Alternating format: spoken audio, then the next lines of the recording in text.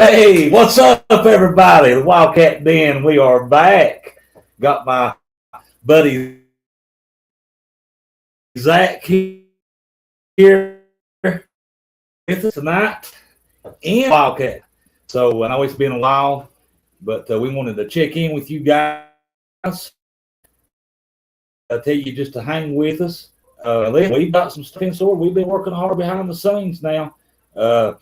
So with some guests coming on this year with us, we possibly going to do some on location shows, live watch-ins. We're actually going to try to do during the football season every football game, and basketball might do some post-game shows. We had talked about that, but Zach, it's good to be back, buddy. Hey, it's good to be back.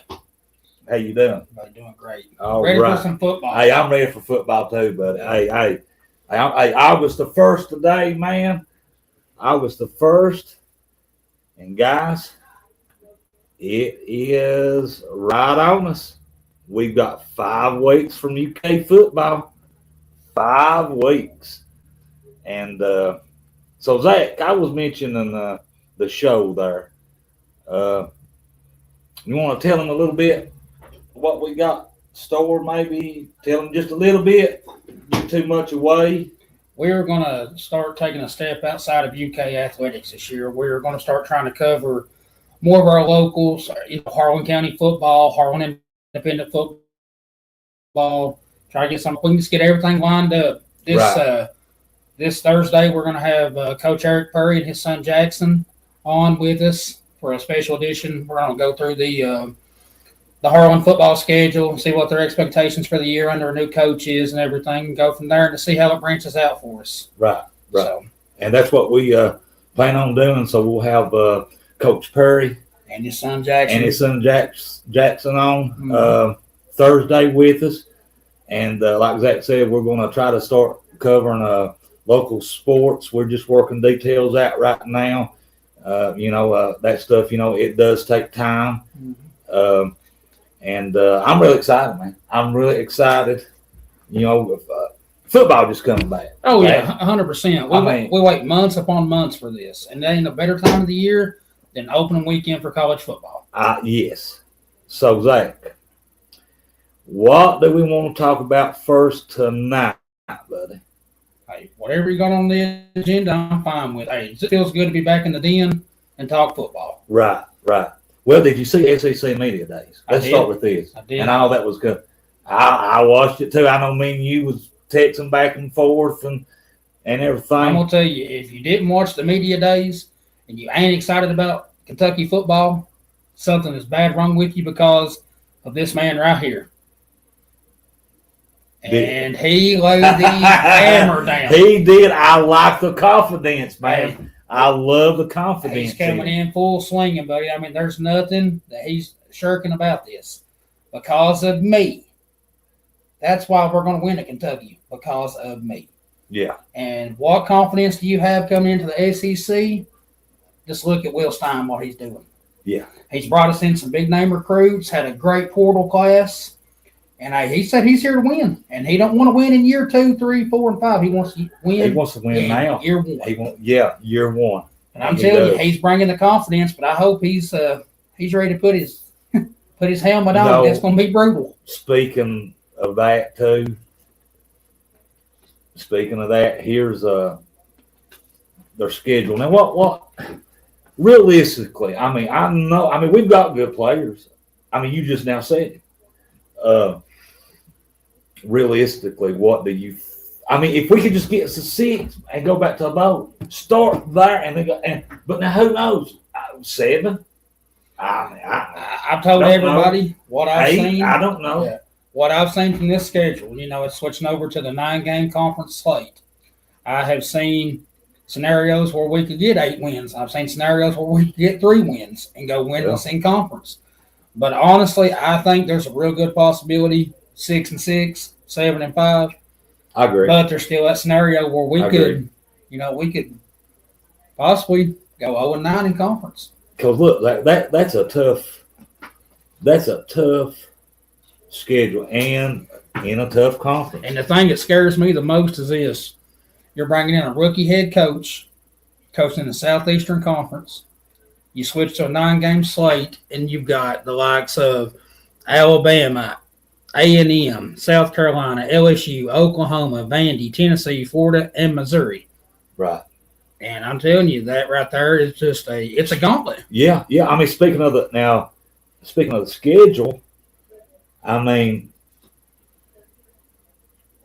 this is what I found, and they had rated this like ranking Kentucky's hardest games. Yeah. They've got Texas A&M It's ranked one. It's always a And- struggle for teams to go into Kyle Field and play. You know, home of the 12th man. It is a rowdy environment, and we went there in 2018. We lost in overtime en route to our first 10-win season since 1977. Mm.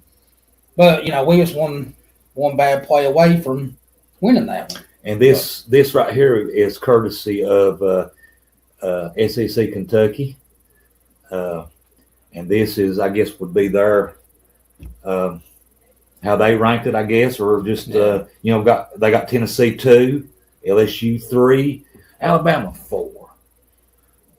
Listen, I think I've seen a lot. Listen, they a freshman quarterback, maybe possibly. They say, I don't know. That's what I've been hearing. I've seen where everybody says that's possibly a trap game for Alabama. Could be. But I would rather play Alabama early in the season Well, than rather when they got the momentum 7-8 games into it. That's true. So this is a very tough game for Will Stein to open up SEC play in. It being his first ever conference game. But I'd much rather have them at Kroger Field than Saban Field. So. Yeah. And then they've got Oklahoma. They had them ranked 5th. That's another bad place to play at.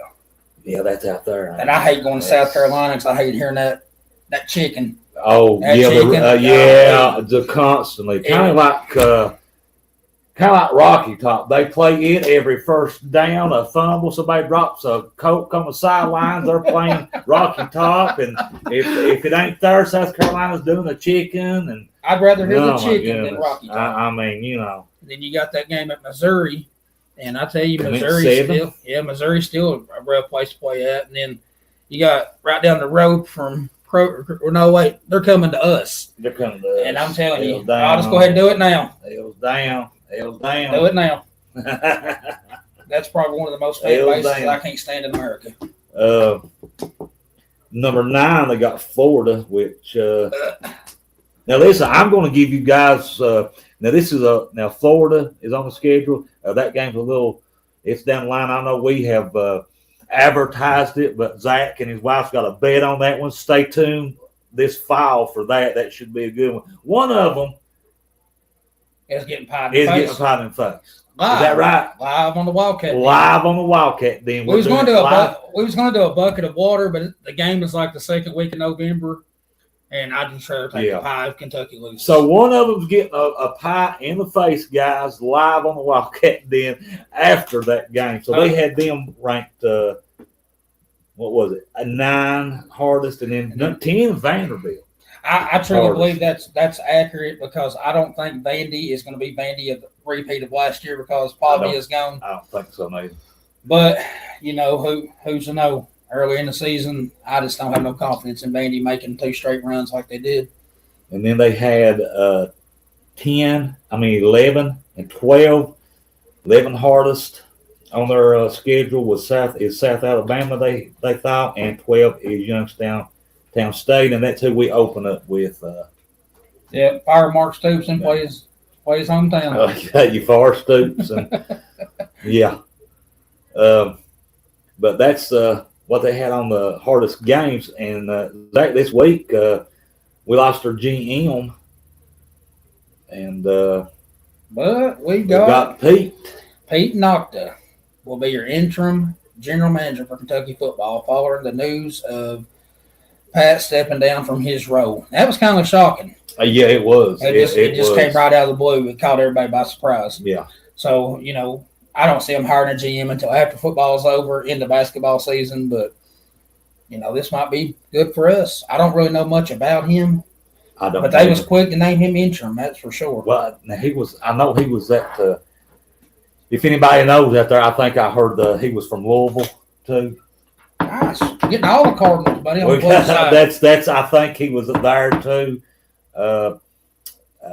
While he was there, I had read too somewhere where we'll have pretty good players there. Yeah, we lost our GM. That's like getting our new AD. Step down. They said that he was. That's another thing. They said he was big into producing for the football team and stuff like that. Well, that's something we've needed for years. That's what I was going to say, Zach. Last time me and you was on Barnhart, we was on in the May transitioning out, and now we're back on. We've got Jay back, and we never did get to. What do you think about Jay back? I think I think that was a home run hire. They said that I was saying something about him. He was big into producing for the football program, and that's something we have needed for years because our NIL has been very low for football, and he's big into investing into the football program. So I think that is a great hire. And they was talking about how much he brought Michigan State up in the levels of the NIL funding. Right. So I think that's going to be great for us. I really do. Yes, I do too. So back to football, we was talking about the schedule and what we thought. Now, I found this. Now, is the Big Blue Wild back? Oh yeah, 100%. I think it is. I think the Big Blue Wild is back. Now, this is courtesy of SEC country, but CBS also, I think you saw that too, was ranking the line, the offensive lines, this year in college football, entering the 2026 season. And Georgia is number 1 on that line. Number 2 is Ohio State. And our Wildcats comes in at number 3, and I'll stop it right there. So there's your first 3 right there. Hey, I'm telling you, I think this is going to be one of our best offensive lines since we had Coach Slorman. I really do. Too. I think they went out in the portal, and I was looking at projected starters just now. 4 of them is transfers, and them transfers are from Tennessee. Lance Hurd is a preseason second-team All-SEC. Tashobla is a transfer from Ohio State at left guard. The center, the one I'm so high on, is Colton Price. Well, I am too. That was when you talked, Colton Price at center. And he's a Baylor transfer. Baylor. And then you've got the Alabama transfer at right guard. I'm not going to try to pronounce his name. But I know who you talk about because, And then you got Malachi Wood at right tackle, and he's a returning junior. So you got 4 transfers coming in. And just like I said, just listen, Baylor, Alabama, Ohio State, and Tennessee all want to come play for the Big Blue Wild at Kentucky. That's something we have needed for years, is getting back to our punishing ground attack. If you get a good offensive line, there's no doubt that you can't run behind it. Yeah. And I just hope that we've got enough time. Oh, there's my boy Denny. Denny Jones says go Dogs. He's a Georgia fan. Come on, Danny, be a Wildcat, brother. Zach, I'm like you. He's building that Big Blue Wild back. Like I said, that's something we've needed for years. And no, it says anybody else rebuilding the Big Blue Wall became an immediate priority for new head coach and Will Steins following recent years of frontline inconsistencies. And we all can agree with that. We've sat through game after game. And it's been beautiful. We have. Our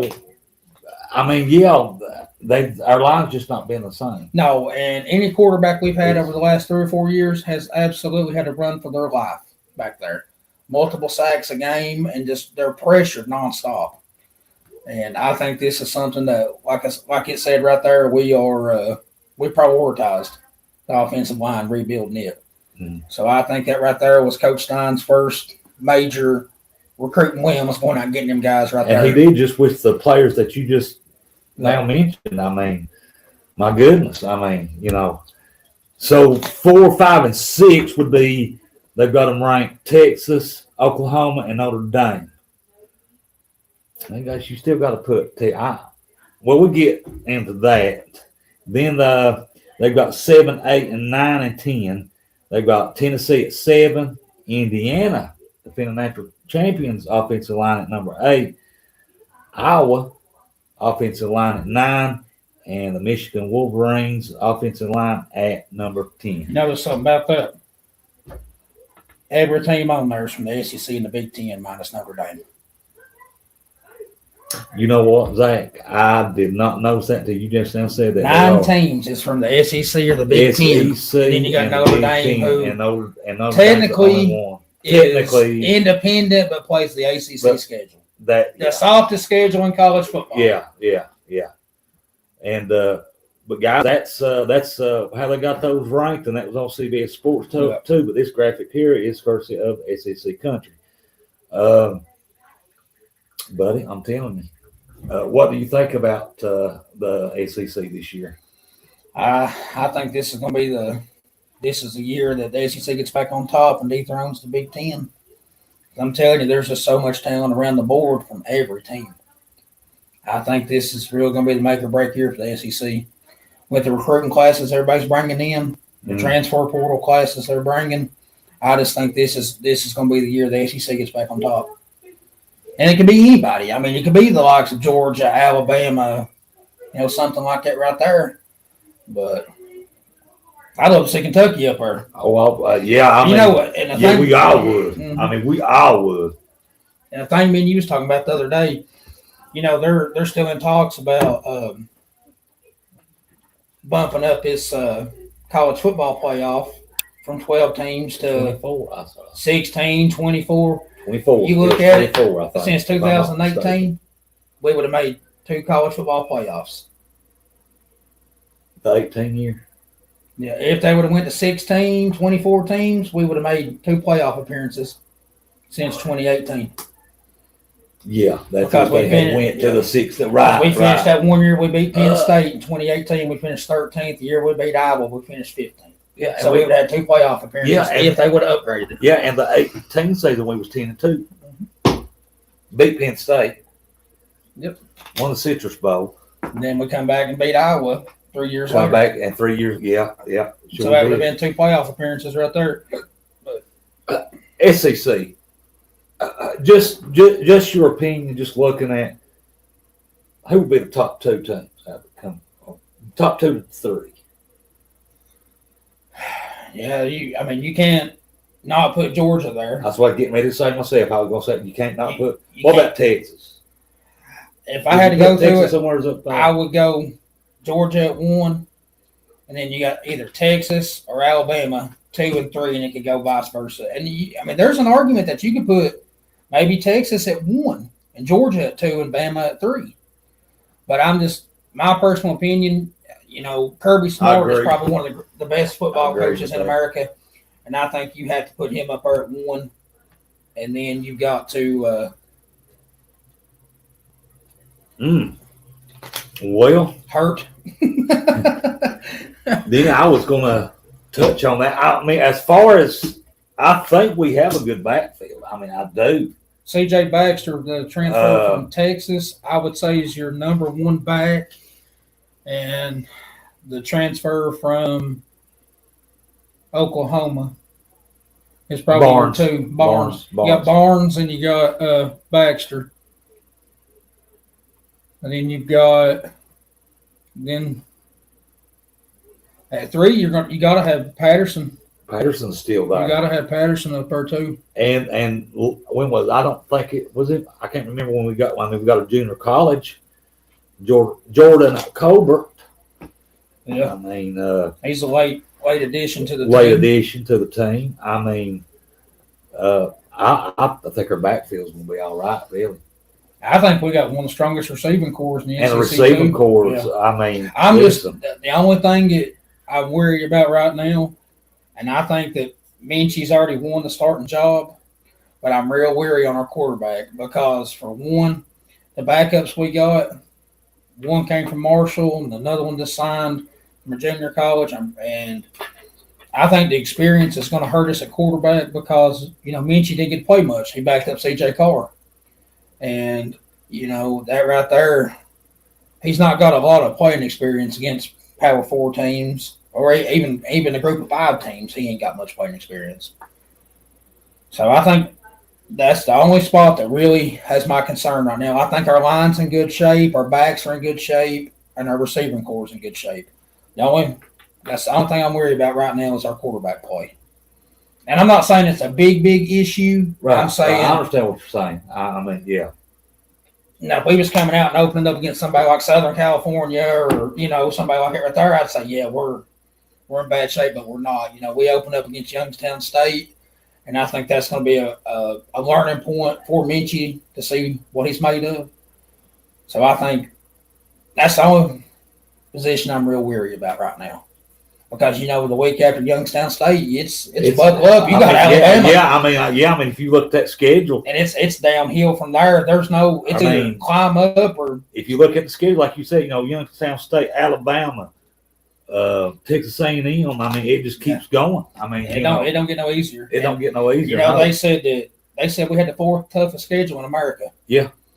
And I think Arkansas had the number one. And then Texas might have had the second. Texas was up there. We had the fourth. Texas, I remember saying something about Texas. Yeah, we had the fourth hardest schedule in the Southeast or in the country, but had the third hardest in the SEC. So there were 3 SEC teams in the top 4 in the country for schedule wise. And I'm telling you, it don't get no easier. Like I said, it's buckle up and prove this time. Okay, so we agree with Texas, Georgia, Alabama until they show us. You got to put them, Until you see any different. I mean, that's the way it's been. The last couple of years. You could go 1-2 Georgia, Alabama, but you got Texas up there now. So I mean, it's middle of the pack. Who would you like from maybe 4 or 5 on? I don't know. Well, 4 or 5 on, I'd have to put. I mean, I hate to say it on this show. I know. I was thinking the same thing. Can we just skip like 4, 5, and 6? No. We could skip one of them because I know who you're thinking about. 4, 5, 6. I mean, you definitely got to throw Tennessee in there. Unfortunately, Yuck. That hurt my stomach saying that. Oh, that was. And then you got another one I just hate saying. I mean, you gotta put 4 Gators in there.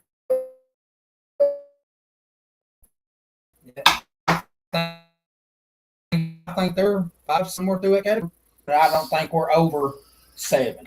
I think we're 8, 9 borderline. And then I think right above us, I believe that. Then he says, "Yeah, I kind of like what me Zach said. You can't leave the until somebody dethrones Kirby Smart and the Georgia Bulldogs. There's just you can't bet against them. And I think Coach Sark out there at Texas, I think he's a really good coach. But until Texas gets over that hump and gets in a national championship game, semifinal in the playoffs, I think that you still can't bet against Georgia or Alabama. No, that's true.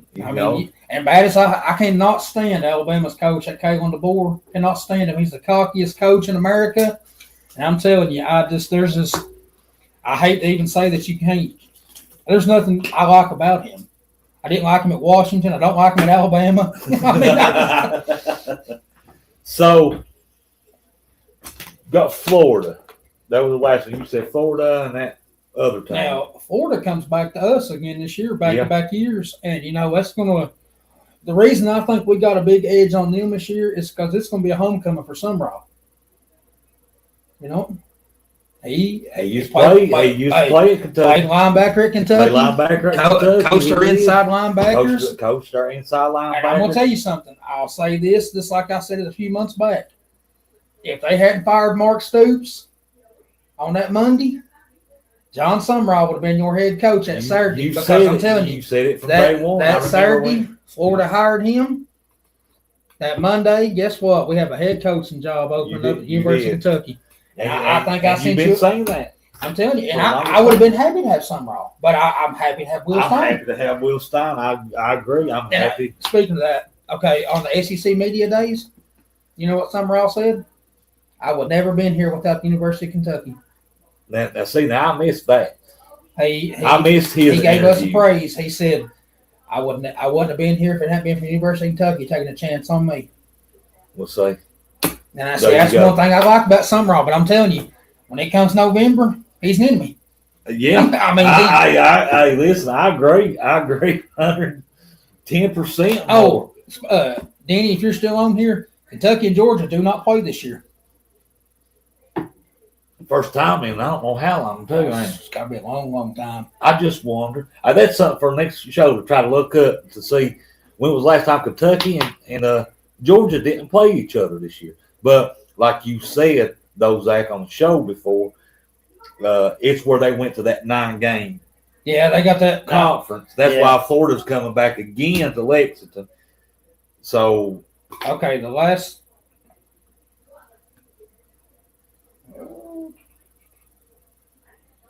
Okay, the last time we didn't play them was October 24, 2020. That was a COVID year. Oh, yeah, well, yeah. And both the regular season matchup was postponed due to COVID-19 protocols. Now, Denny says the new conference schedule set up is a little wonky. Yeah, they're doing it every 4 years. You're going to have rotating schedules. And yeah, they've got it set up where you play every SEC team every 4 years. Yeah. Hey, I'm all right with that. I'm glad we don't play Georgia. And I'm telling you, the last couple of years we've just not been competitive with them. Other than 13 and 12. Yeah, I was going to say other than Stoops going for it when we had to kick a 50-yard field goal and won the game. No. He punted on 4th and 1 from the Georgia 40. Probably, yeah. I was getting ready to say that. Probably should have went for it. I mean, we had the momentum. We had the momentum at the time. I watched that game with Dad, and I don't think I've ever seen so much yelling in the living room. Me and him jumped around, screamed. Oh, you should say me. I was. Oh my goodness. Yeah, I mean, we could have had that. I'm thinking we could have had that. Yeah. That's just my opinion. So we're right at the middle of the pack. Okay, you said Tennessee, Oklahoma, Florida, and I think we're right below that. We're below that. I think we're above South Carolina. I think this year we get back on track with them. We're above Arkansas. We forgot one team. We forgot Ole Miss. Oh, we forgot Ole Miss. Ole Miss is definitely up there. So push everybody back one. Push everybody back one or so forth and put Ole Miss up there. And LSU. And we did. That might be how I come up with us winning top 9. That's it. Okay, so you push Florida back now. You got to put LSU up there with Kiffin, and then you got Ole Miss that's coming. They're bringing everybody back pretty much. Yeah, they are. Right. But they got Pete Golden, who's their defense coordinator, coming in head coach first year. So 4 on Ole Miss, LSU, that's what we in Tennessee. That's what we. Yeah, and then you got Oklahoma, probably about 7. Then you got Florida 8, Kentucky 9, and us. And then you got Oklahoma somewhere in that mix, and then you're going to have teams like Auburn, Carolina, Auburn, Arkansas, Vanderbilt, South Carolina, and then us. Yeah. So I think we're that's around the 8-9. That's what we're thinking this year. That's just our opinion, guys.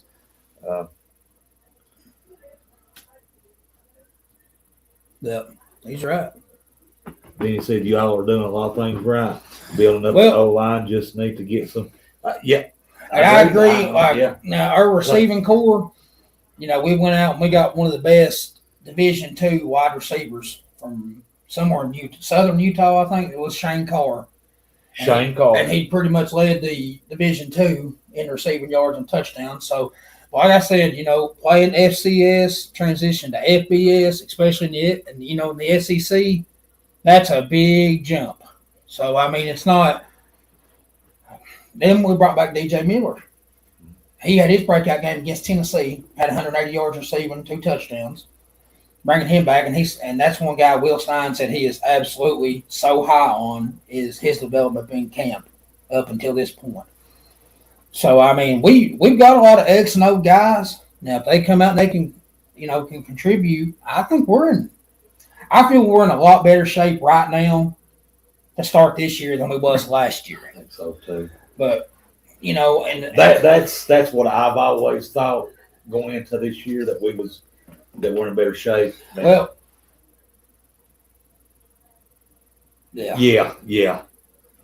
That's true, Danny. I've told people, I said, okay, Yeah, 6 games back to a bowl. I mean, why not? We could get 7. And there's going to be a lot of. I don't know. I mean, hey, there's going to be a lot of fans out there that's not going to be happy with that. They're not. They're not going to be happy with it. You know, the last 2 years, look how bad we've been let down. We've won 8 games in 2 years. Yeah, but now he's right though, and give that new coach some time. That's it. And it goes on to say it takes time to build strong football program. 100%. And you know, it's not going to be nothing that. I honestly, to God, don't see us come out this year and win 10 games. No. And then, you know, making a New Year's Six bowl. I don't see it. Or making a playoff. No. But give it time. And I know, like Stein said, he said, I want to be competitive in year 1. If you come out and you lose 6 games and you go 6-6, but you're losing all them games by touchdown or less, that's being competitive. Now, you come out and you lose 6 games or 7 games, you miss the bowl game, and you're giving up you're getting 50 points a game, and you're only scoring 12. You know, that's exactly what I was going to say. I mean, you're getting beat 52-14. But that's not being competitive. That's not being exactly. No, like I said, if we come out and we go 6-6, 7-5, and we're competitive, and we're in every ball game, you know, up to the last few minutes, and we're losing by 10 or less, I'm gonna say, you know what, that's pretty much a win. Yeah. But if you come out and you're getting beat 59-0, and you got 110 yards of offense on both sides, you know, both running and passing, then yeah, you're in a world of trouble. So I mean, you know, I just a lot of that. You're right, Zach. I'll be some fans or what, but I'll be fine with it because, like you said, it's been competitive.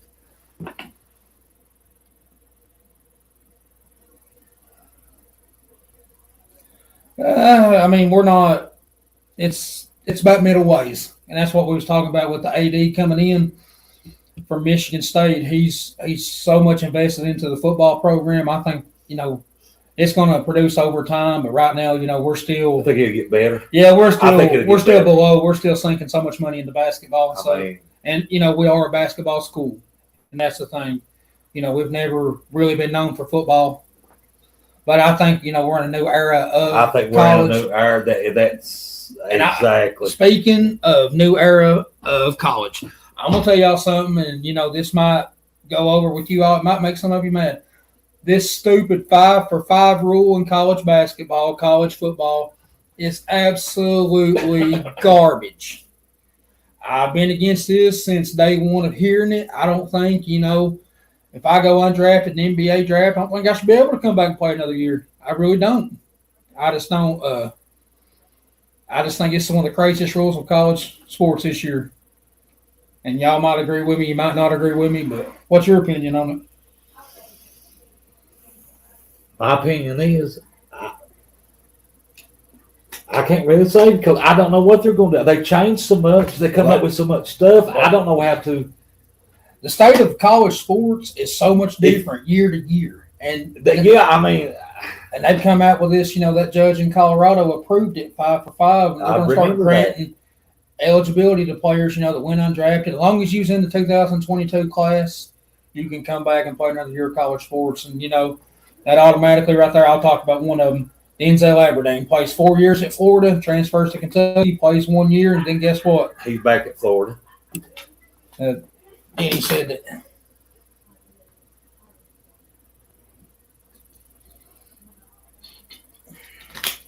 Yeah. To an extent, I agree. But I think, you know, if you like, there was one of them I read earlier, played basketball. I think it's Xavier Lee. He went and now that I can understand. But people that's, you know, 23 and 24-year-old that's already blew out all their eligibility. 27, 27. Yeah. Right. And, you know, we have that one guy from Florida, Xavier Lee. You know, he went undrafted, played in the G League, was scoring, you know, like 16 points a game for the Cavaliers. Guess what? He's already enrolled back in college in the transfer portal. So I don't know, man. It's just – I think this is going to hurt if they keep it going. But, you know, this might be the only year they do it. They might do it every year from here on out and say, oh, if you're part of the 23 class, you can play in 27, the 24 class in 28. You know, I don't know. It's just I don't know. I mean, back to the building of Kentucky. I think the NIL is going to get better, like you said. I think we got to give him time. Uh, Parents and coaches need to step up. Yeah, that's true. yeah, A lot of them getting there and chase that dollar. yeah, With the state of the NIL and stuff, you can go to college and make $2 million and go to the NBA, and some contracts are lower than what you're making in college. And I'll give you a perfect example. You take Monchilovich, just signed with Kentucky, best transfer portal guy out of Iowa State. We got him. He's coming to Kentucky at $6 million this year. You know what LeBron James is making for the 76ers? $4 million. Just think about it. One of our guys is making $2 million more to play at the University of Kentucky than LeBron's making his last year with the 76ers.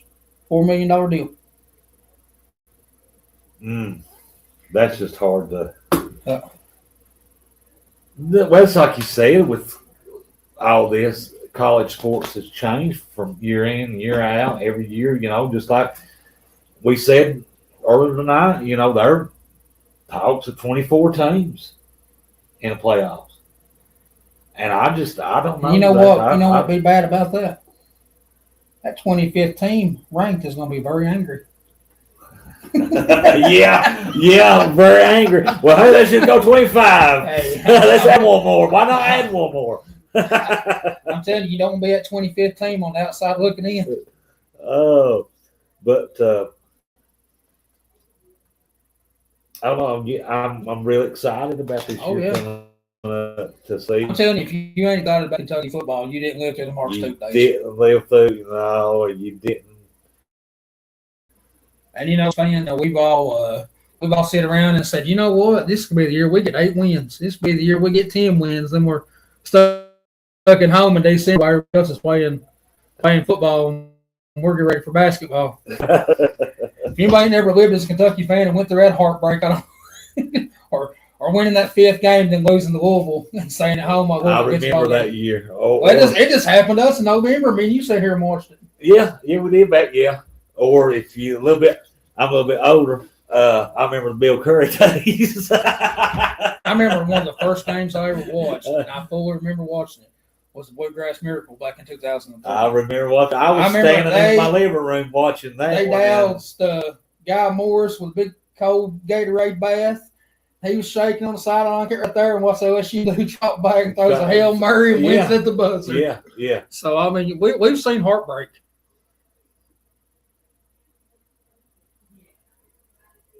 Yep. Yeah, me and him, we do fantasy football every year at work. Preseason NFL. Well, when does the NFL?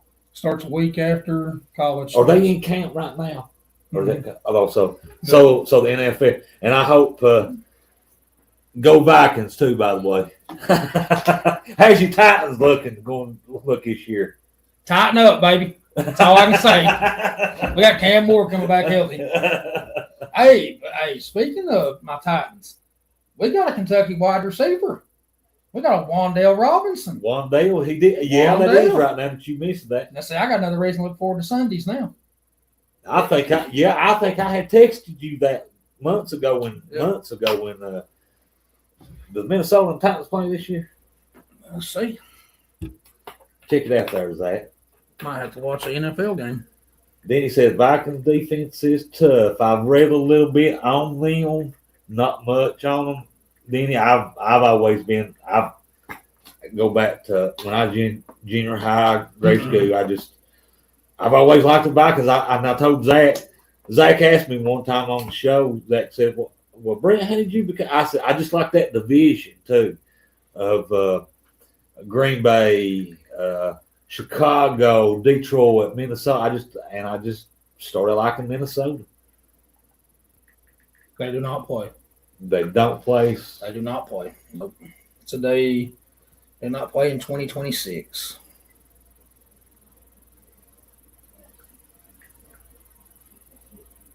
Zach, I think they play in 2028. We got longer than 2 years to go. Well, Minnesota is an NFC. Yeah, NFC North. AFC. Hey, speaking of the NFC North, AFC South, Colts, Jaguars, and Texans. Might end up in Super Bowl. Hey, we'll do a live show if our team does end up. We won't be doing a live show come Super Bowl. It ain't going to happen on either part. The Titans can't make the playoffs, and the Vikings, they choke every year. No offense. I will say they do. I know. I get so aggravated with them. Come playoff Minnesota. You know, I remember rooting for them one year, and they had a kicker named Blair Wash. All he had to do was kick a 23-yard field goal to beat the Seahawks. Shanked him. And I mean, that's one of the worst hooks you do. Oh, and I could keep going. I could keep going back to some of the things I've seen. Now they got them do. I did see the projections for the NFC North, and they had the Bears at 8 wins, the Vikings at 9, and the Packers and the Lions both at 11. You might possibly put 4 teams from the NFC North in the playoffs. That's wild. Hey, we need to do a little bit. Just kind of go over some standings this year. Just, you know. Hey, we'll just skip the AFC South. I don't need to talk about it. I'm going to go ahead and tell you, you're going to have the Colts about 3, Jaguars about 2, Texans at 1, Titans bringing up the rear. But I ain't never seen where they fire a coach ever winning 12 games. And then next year winning 10, then hit an 8-8 mark and fired. And then look what he done. Took the Patriots to the Super Bowl this year. I know. It's hard being a Titans fan. It's hard being a Kentucky football fan. I picked up. What's wrong with me? It's hard being it's hard being a Minnesota fan too. I'd be happy. I'd be happy if the Titans made the playoffs. Which we're within 5 years removed from an AFC Championship game and number 1 overall seed in the playoffs.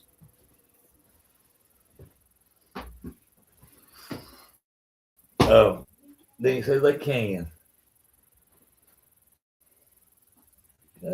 He also says Patriots almost got it done last season. I'm gonna tell you that's probably one of the best Super Bowls I've watched. I mean, it was a good one.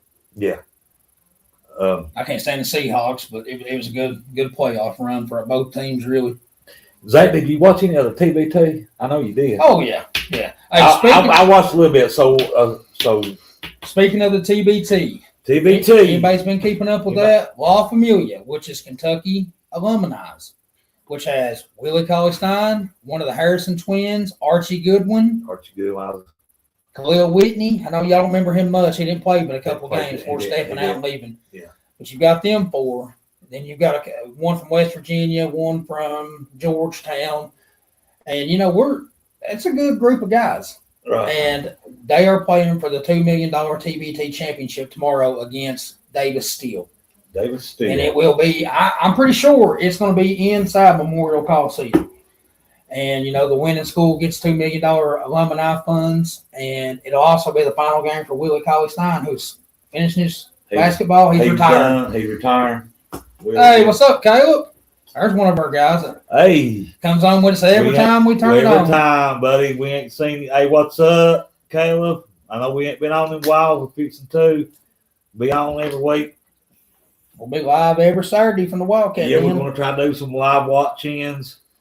I'm trying to cover every football game this year and then see how much it levels out. It seemed like last year that was our best times was doing the live watches, you know, as far as comments, views, and stuff like that. So we was thinking that's what we're going to try to do again this year. Some local sports. We talked, you know, we're getting details on that. You know, we're kind of working on that too. So hey, that's what I'm talking about. Hey, see you, Danny. Hey, we see you, Danny. Thanks for coming on with us, brother. Yes, thank you, buddy. Good chatting with you, buddy. And next time you're up there, Caleb, holler at me, buddy. It's been a long time since we've seen each other. Yeah. What was I? Oh, well, I was just going over what we was planning on doing with the show. We got some things, guys. But yeah, we're going to try to branch out a little bit. Like I said, you know, hang with us. Yeah, we was doing one show a week, and then, you know, at the end of basketball season, we kind of ran out of ideas. And, you know, it's pretty hard covering up with everything when you don't have nothing to cover. Yeah, so, we took a break. Yeah, we just enjoyed our summers, you know, but we're back into the groove of football now. And like I said, we're thinking of getting down trying to cover some high school sports, stuff like that. And then, going to try to do a live every Saturday for the football games and stuff. And then, I've got some equipment coming for some live on locations too. Yeah, try it anyways, guys. Got some new microphones coming in, some clip-ons to each shirt, and we're just going to try new stuff. Try to get us out there a little more. And the basketball games, they're going to be kind of hard to do a live watch because we got Tuesday night games at 9:00. We both work, and that's going to be difficult. But we might be able to throw a game or two a month on a Saturday together, right? And then do some post games. Do some post games. I think Zach, when I was texting you about the post game, I meant like more or less like the basketball is what I and then there might be like if we do any live watches, there might be, I don't know, how things come up. We might not be able to do a football one. We might do 20 minutes of a post game. Yeah, something like that. But I ain't gonna lie, we'll figure it out. Yeah, if I'm not on here when I'm watching football, basketball, I holler, stomp, scream, yell. And, it's hard to do that on here. But if I'm not, hey, anytime you want to come on with us, you're more than welcome to, buddy. Yeah, you're welcome to come down, watch a game with us one day or something like that. Or if you want to, if you've got an email, Caleb, get with Zach. He get your email. We'll send you an invite, and you can come on and talk with us. Yeah, hey, that's what we're all about. We're fans. Y'all are fans. That's what we're after. That's what we want to do. And, we just like to talk sports and stuff. And we ain't the most knowledgeable people in the world, but we give it a heck try. And like me, Zach say, it's a fan base. Oh yeah, 100%. That's. I mean, I'm pretty sure nobody agrees with 100% of what we say, and it's just the way it is. That's what fans are. Right. And like I said, I'm so excited about this football season. I am too. I haven't been this pumped up in years because I knew what it's going to be when we come in and had a stagnant offense, a terrible soft defense. But I think this year here, I think we are going to have fun. I think we'll have fun with it. I'm so competitive too. Like Zach said. Zach said competitive too. I really do. That's what I'm looking for. Like our friend Denny said, hey, give Coach Stein some time to get this thing built, and he's building. Oh yeah, 100%. You remember old PJ Flex, the head coach of Michigan State at that time? He said, you got to get on there and you got to row that boat. You remember him? Yeah. He got on there. He said, you got to row that boat if you want to be good, and that's something we got to look forward to. Yeah, you got your stepping stones in front of you. And he's setting them all up. We've got to cross them one at a time. Right. And like I said, this SEC schedule is going to be rough, but hey, I think we finally. Hey, it's football though, man. It is. It's football season. Like I said, I don't expect us to come out, go a perfect 13-0, make the playoffs. I just want to see competitiveness. Yes. We come out, like I said, we lose every game by a touchdown or less. I'm gonna say, hey, we're right there. Caleb, when you get ready, just shoot us an email, man. We'll get you on here. Just get with Zach anytime you want to come on top. Be fine, bud. Good, and it's good talking to you too. Yep. Glad to see some of our some of the people coming back on with us. Yeah, come. But that's what we had, guys, in store for the show this year. We're just working on a lot of details, like I keep saying. Should be fun, Zach. I mean, it really should be fun. Yep. And we're happy to have you guys on the ride with us. Yeah, I'm telling you, there's nowhere we can go but up from here. Because we've hit the lowest of the SEC. And all it's about to climb up now. I agree. I think we're right there. I think this is going to be a fun year. And then, here, give us about 2 months. We'll be talking basketball, too. We'll talk about, yeah. We'll have both sports going at the same time. And one thing about that, too. You mentioned basketball, Kentucky. What's your opinion on the roster? You like it? I do. I like it. I was real skeptical about it at first I like the roster. I thought, Pope was not putting his cards out there to be shuffled. But he snagged the number one portal transfer in Momcilovic. True. Best shooter in college basketball, coming 17 points game from Iowa State. He led us up in the second round of the tournament. And I think that right there was that made me feel a little more confident coming in. If we'd have missed on him, I would say we was in for a bad year with everybody leaving and coming in. But I think we've got a roster that can make a run in March. Who who knows? We might make it back to a Final Four. I believe we will. But I believe we can. I honestly, God, think this roster can get us to the second weekend. Now, if you get us to the Sweet 16 and Elite 8, I'm telling you, man, the SEC's loaded in basketball too. So I'm telling you, it's just it's all about climbing. Yeah. Old man Frank's what I call him. He's 25-year-old. So, old man Frank, he's gonna be on a walker at the end of every game. But guys, we just want to get on here tonight and check in with you guys. Tell you what we have plans for the show and what we're actually working on too. Still, you know, there's a lot of that can pan out for us, and we're trying to get all the. We're trying to get I talked to people. Trying to get the schedule lined up for everybody, and trying to get us lined up. You know, and this is. I believe this is going to be a fun season. I think it's going to be. Oh yeah, and I'm hoping y'all come along for the ride with us. Yeah, come along. We'll ride with us, guys. We got to get on that Stein boat, but we got to go with it. Yeah, and guys, I believe we're going to end it here tonight. Good talking to y'all. Hey, hang with us, like I said. Got some stuff coming up for the show. Have fun tonight, Zach. Yes, sir. Getting back into it. Talk about Kentucky Wildcats. Go Big Blue. Go Big Blue. Go Big Blue. See y'all next time. Hey, got anything else, buddy? For that's got us covered. Guys, we'll see you next time. Be watching. In the meantime, guys, God loves you. Go Big Blue. Good night, everybody. We're out.